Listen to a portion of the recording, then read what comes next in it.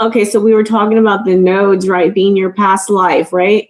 Mhm. The south node is like your past life, and we're talking about the sun and Neptune right here. And do you see this trine going into the south node, perfectly aligning with the past karma? Like I got But some notes. It's interesting as we talk, like my words are fumbling, but when this hit, it was like very clear to me that there was a lot of purpose behind what is stirring right now. And overall, thinking of the sun and Neptune as in this experience as a deep treasure hunt, unearthing what was lost or hidden or forbidden. And, I feel like personal power is what's asking to come to the surface, and the sun saying it's okay to be happy. It's okay to have abundance, however that plays out. It's okay to have a treasure, to be a treasure. yeah, I mean that's absolutely true. I mean, how many people go around in life? I know you and I do this. We probably do this all day, but like question like who we are on this planet. How do I connect to this planet in relationship with the planet and what's happening, karmically, past lives, all of that type of thing. And why do we not know where we really come from? Why do we not question where we actually come from? Instead, most people just read a book and say, okay, I believe that, like, instead of having an experience, and or going on that treasure hunt, whether it takes years or decades to find it. I feel that unearthing of that treasure it's the biggest thing ever.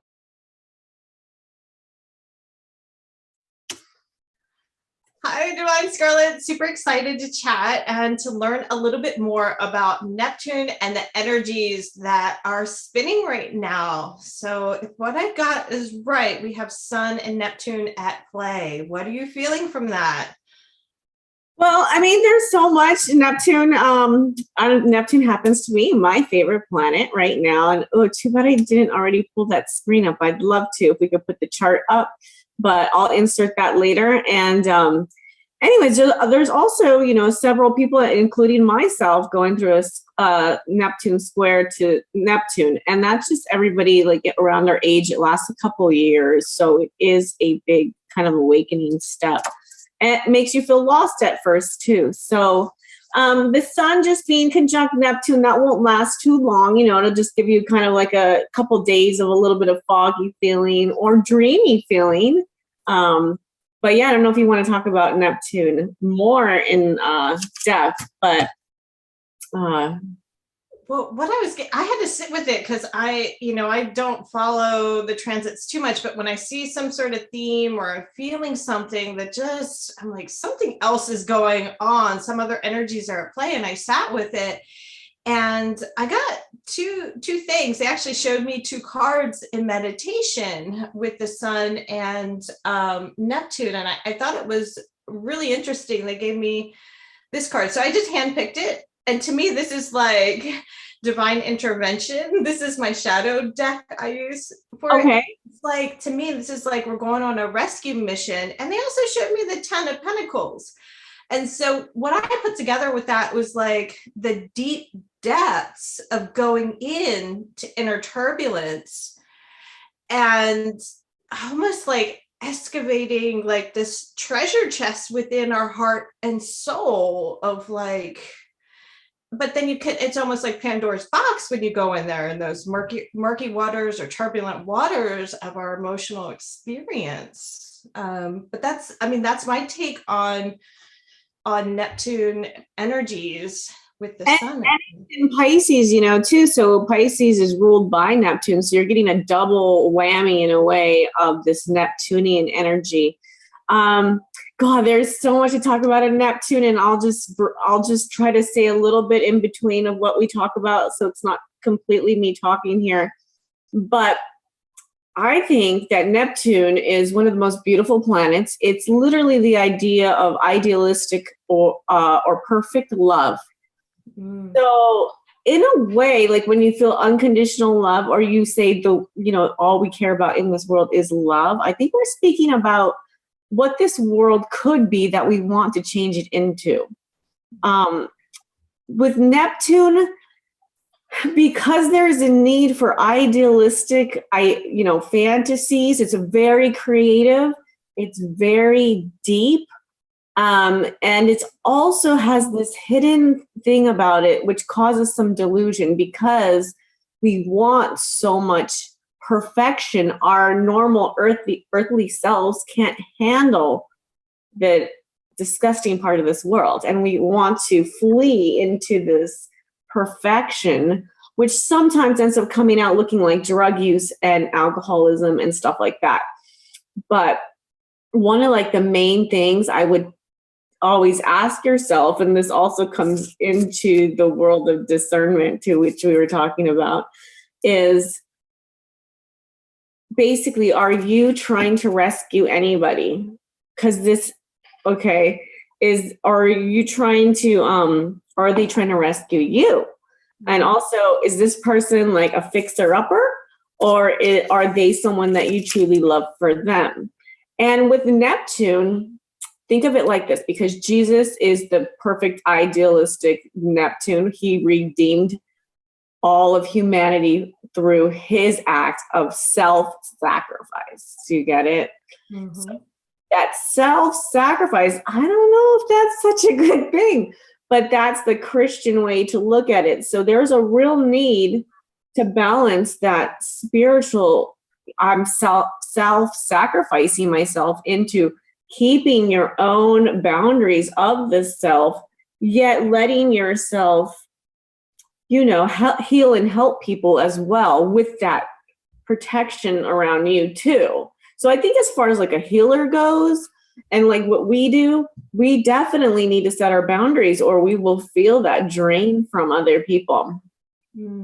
Yeah, definitely. And it's interesting that you're also talking about rescue mission and this idea, with Neptune and Jesus, this idea of waters and how our emotions are being pulled, tugged, unearthed in some way to discover a new way to present ourselves, a new experience here. And some of that is unraveling what we no longer need to hold on to. And so when you're talking about discernment with connections, it's like, am I uncomfortable with my emotions at this time that I don't want to break free of my own suffering to continue to rescue or enable someone?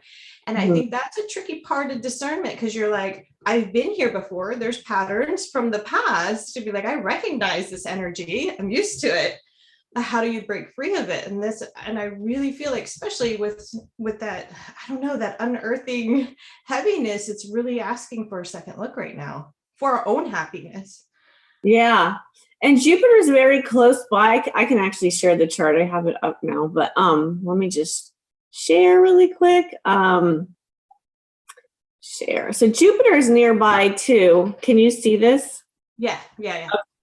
And it's so sort of amplifying everything already. It's making it bigger. Anything Jupiter touches, it tends to expand. So, and also Jupiter used to be the old ruler of Pisces before they found Neptune, because it's on the outer planets where they couldn't see.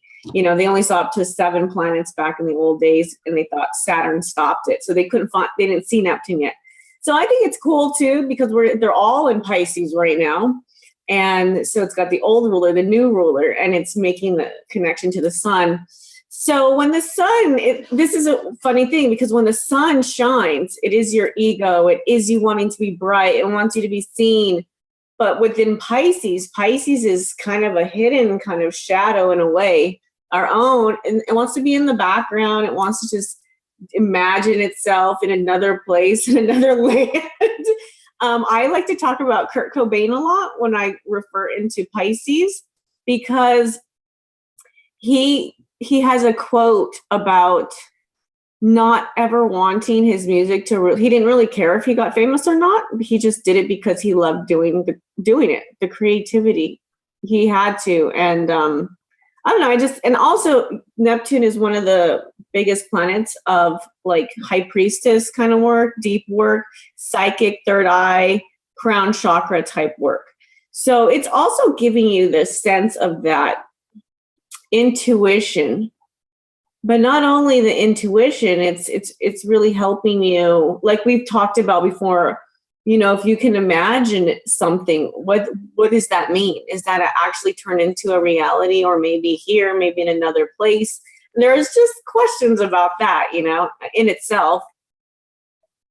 Yeah. And it's interesting though, the way you talk about Pisces, and my reference is my not so little one. My daughter is a Pisces, and when I think about our connection, me being an Aries and her being a Pisces, to me, she feels like that dreamy, somewhere between dreamy and get to the truth kind of energy. And that might be specific to her, but there is something about her inner calling in what I see of her as a parent that looks for the truth and somehow asks for that to come out. Like that's her dream. And I think all of this together is asking for our deeper purpose in the way that we present ourselves on this planet.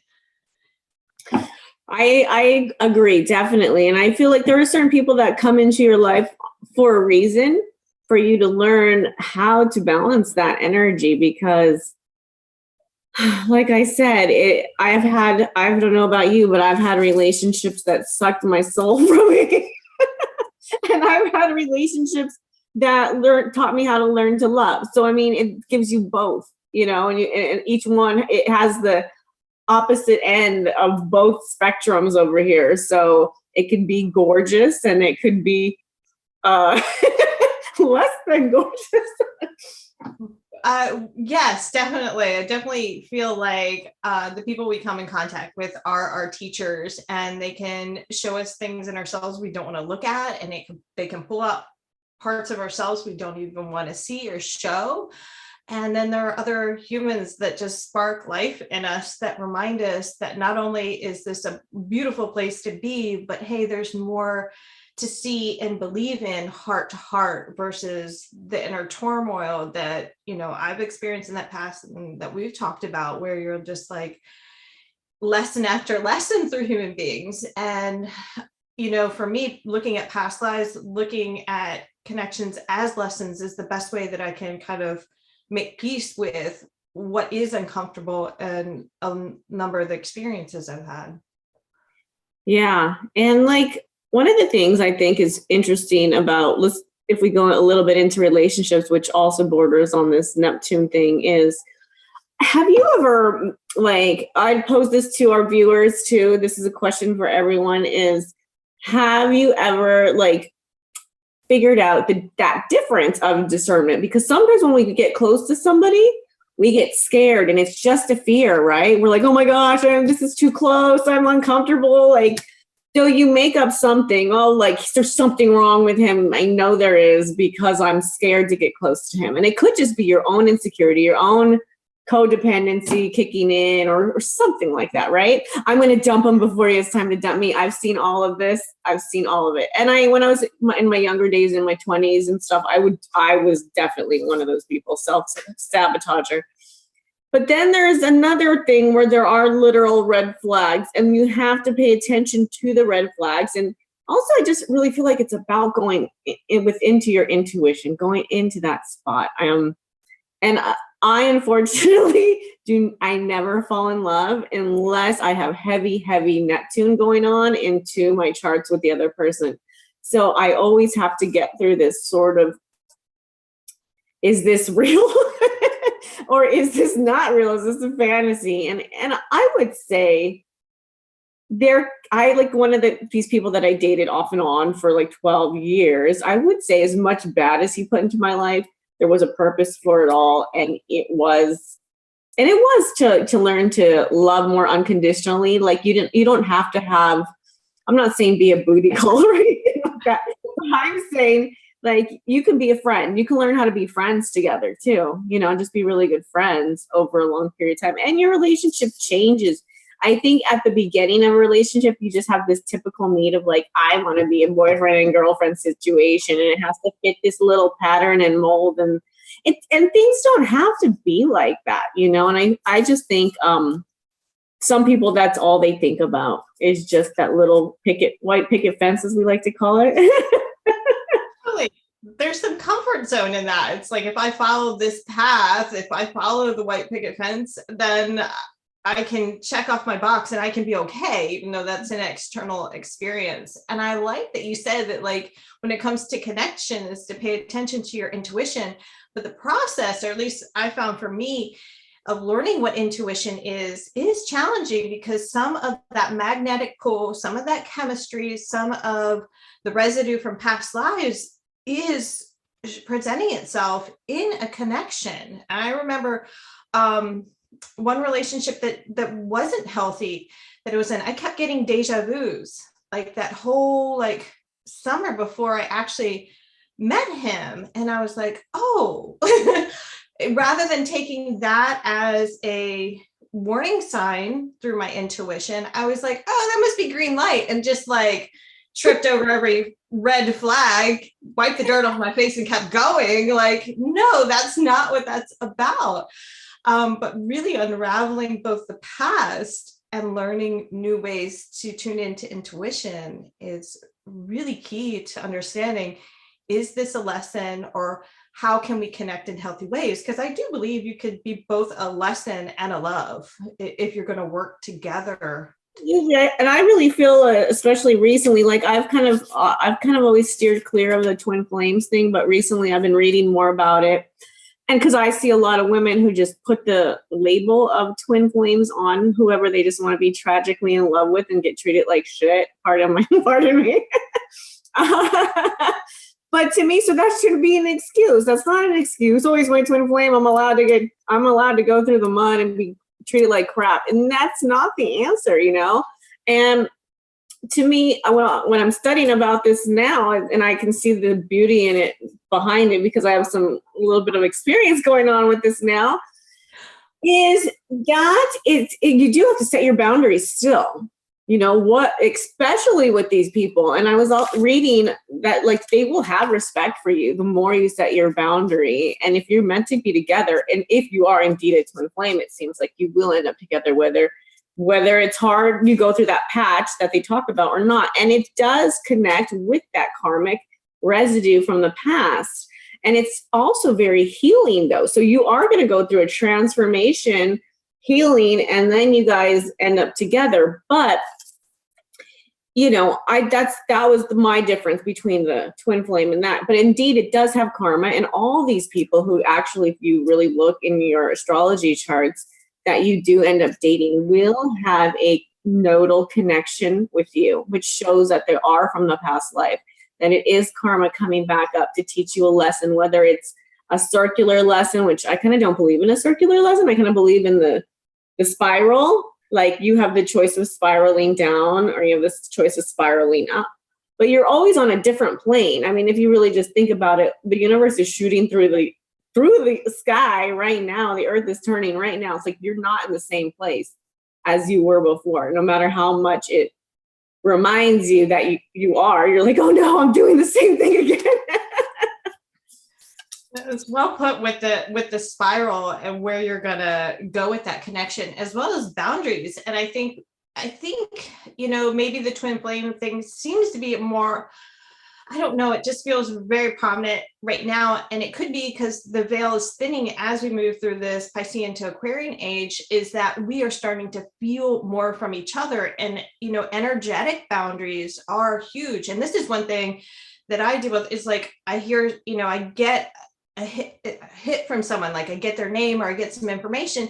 Does that mean you answer the call? Like, if somebody calls you and texts you, you don't answer right away. Doesn't mean if you get feedback telepathically from another person or energetically, do you have to answer that call? You can just kind of sit with it rather than respond, or you put up that energetic boundary so that you have your own space to explore your experience. And I think that with that veil kind of, you know, lessening a little bit and people receiving more information, or whether it's more intuitives connecting, that, you know, it's really intense.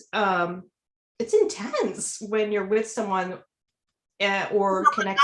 I want to share my screen one more time since you're speaking about this. And okay, so we were talking about the nodes, right? Being your past life, right? The self the South Node is like your past life, and we're talking about the Sun and Neptune right here. And do you see this trine going into the South Node, perfectly aligning with the past karma? But it's actually in a really easy transit, so it shouldn't be that hard right now. So it's the blue line with the triangle means it's in an easy flow. So I think that's interesting that you're mentioning that you feel that there's a lot of that coming through right now, because I feel like that is definitely what's going on too. I just want to share that. Yeah, thanks for sharing that. Definitely. There was something else that we had mentioned about discernment and boundaries when we were talking before. I wish I could remember it now. I'm lost. I'm sorry. I don't know. For me, like one thing for me to add is with the discernment is just like, is your intuition saying yes or no? And then sometimes the no is good, and then sometimes the no is like a self-sabotage, you know?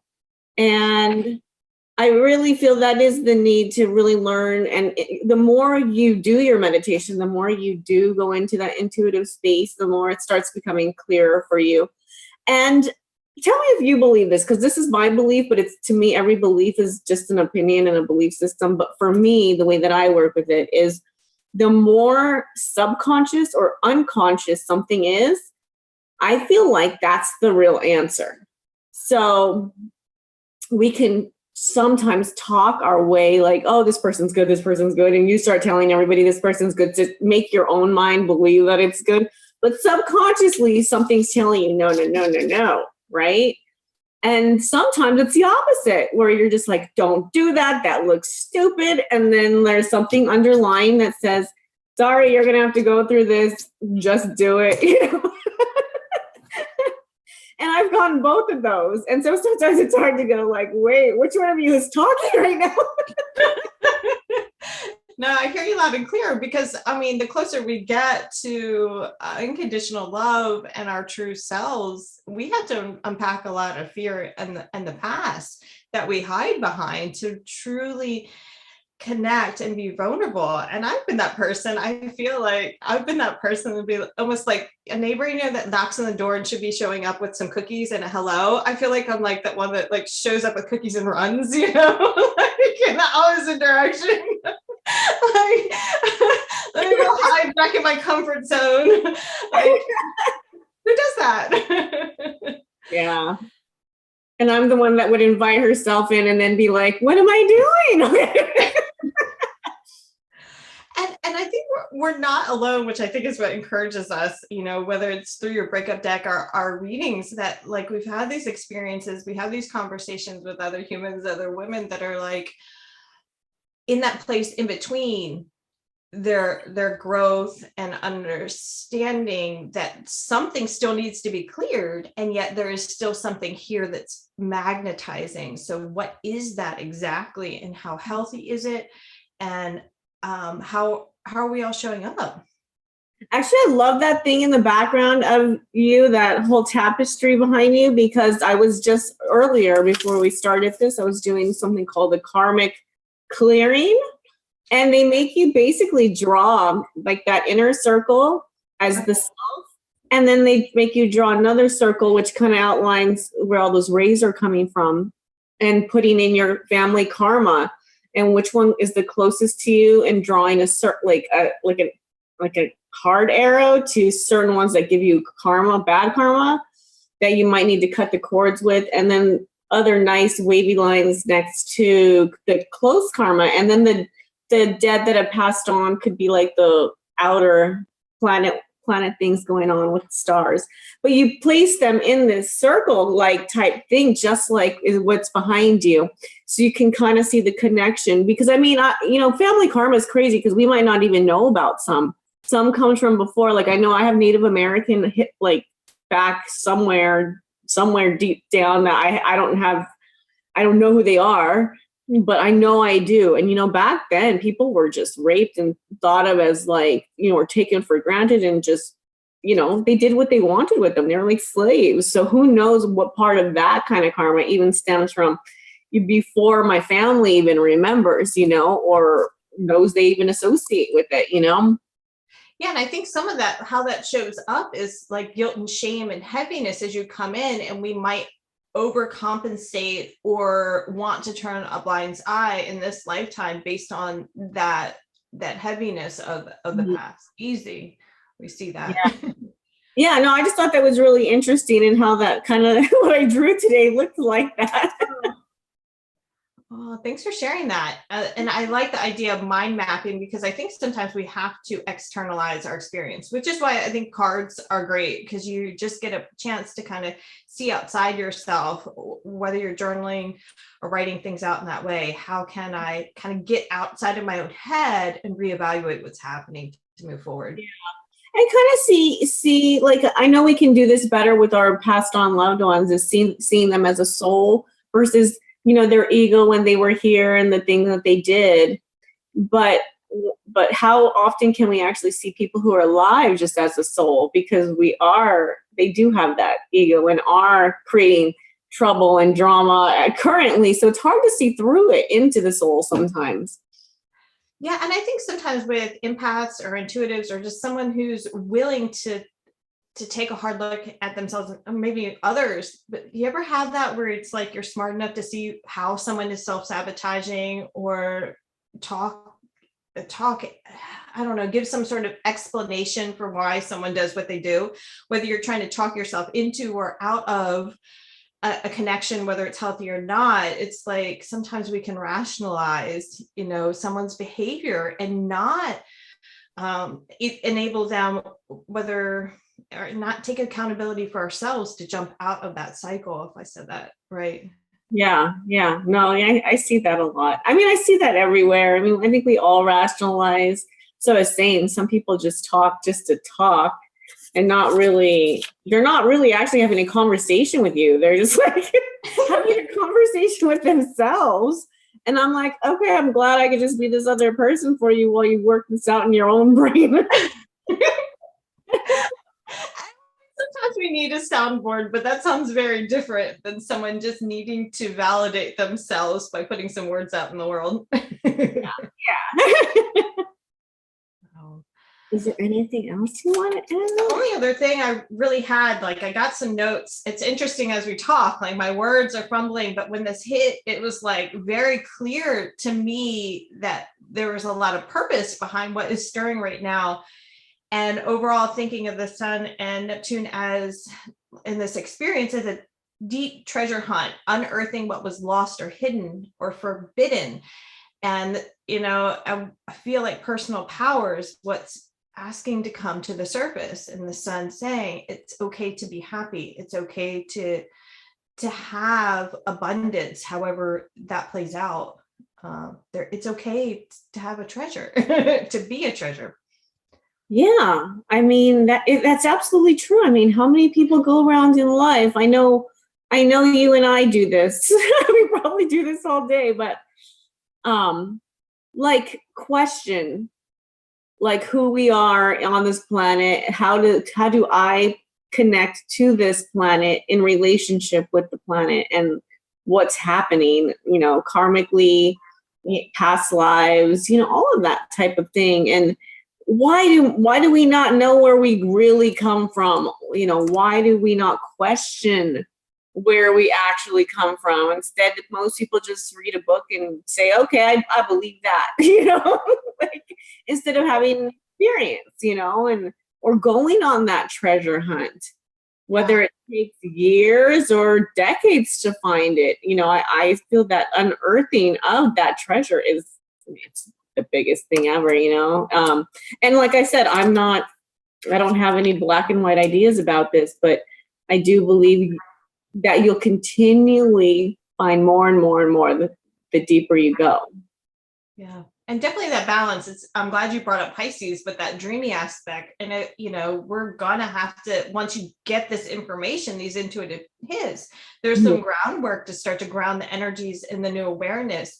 And sometimes that doesn't always feel pretty once you start to realize the pattern you've been in, or you have this intuitive insight to make a change, or you want to connect. There's still work to be done in a magical way to bring it here on this planet, whatever it is that needs to be transformed. Yeah. Yeah. Maybe one day this will be Neptune. Yeah. Collective consciousness. That's what I used to believe. I used to think that we could, when in my 20s, I was more hopeful about the world. And I used to think like, oh, maybe one day, if everybody believes this one, about everything being more positive and loving and kindness, this earth won't be like it is. But now that I'm older, I'm starting to believe that this is just always how it's going to be. And I think that really that there's either another world, or there's whatever happens when we pass on will be that other place or world or something more perfect than this. Or maybe it's just complete, idealism. I just come to think of this as like a classroom, and all these humans that we come in contact with are teachers, and some lessons you get an A and some not. So you don't always get your gold star.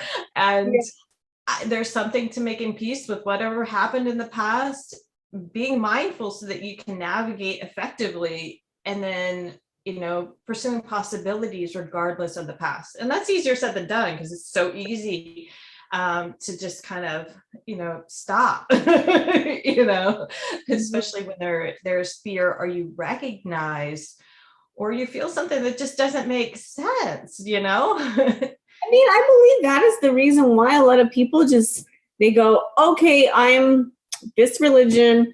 This is what I'm going to do with my life. It's all like in a book. You know what I mean? Like, I actually know some people who wrote down the day they were going to get married, the year they're going to get married. How does that just, this is from when they were young, so they don't even know themselves yet. So this is like, oh, my parents said I was going to go to college. I'm going to college. I'm going to do this, do that. And they have everything like almost rigidly put down and do it. So to me, that's just like, I think one of the ways to get out of really like going inside and figuring it out. Totally a comfort zone. I remember having a conversation with someone, and he just kind of looked at me and was like, I like to stay on the surface. And I was like, all right, let's talk about the weather. Where do you go from here? Yes. I get it. Maybe at one age or another that will happen to us as well, but not there yet. Yeah, I think you and I just like to go down the rabbit holes. The rabbit holes. Yeah. Okay. I do hope this helps, and that this inspires others. I appreciate talking to you, or whether I reach out to a friend to communicate with. It's just like, it's nice to know that you're not alone, and when others share their experience, it's like, it feels like a blessing, whether you're giving a reading or just connecting with a friend. It matters. Yeah. And also, if anybody wants to write any comments or questions below this YouTube, I think discernment is a really crazy one for most girls. And when I started, doing that breakup deck, I got more questions on that than anything. Was like, well, how do you know? Like almost like they had no idea. And I know we're all working with that too. It's not like we're 100%. We know, no, I think it's a constant kind of like learning through lessons, is figuring out that feeling of that difference of, am I scared? Is this a fear reaction, or is this really a red flag? Or, it is. You have to play with it. And I would consider saying like, nothing's the end of the world, as much as we think that it is the end of the world when we're going through a situation. This will come up again, and you'll have, just because you fail one time does not mean that it's going to keep happening. But that's just, when something fails, it just means to look inward, right? And to figure out what went wrong. Because you could say that guy sucked or that girl sucked. It's all them. But really what you have to look at is, well, wait a minute. I allowed that to happen.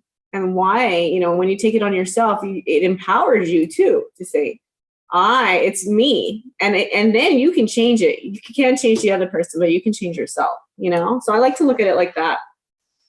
Well put. Accountability is where you can actually transform, and I think break the cycle. And you're right, you can't change other people, only your own inward experience. Yeah, no fixer uppers out there right now. Not Project Land. Construction on people, huh? Oh gosh, that we could go forever on that one. Okay. Well, thank you guys for joining.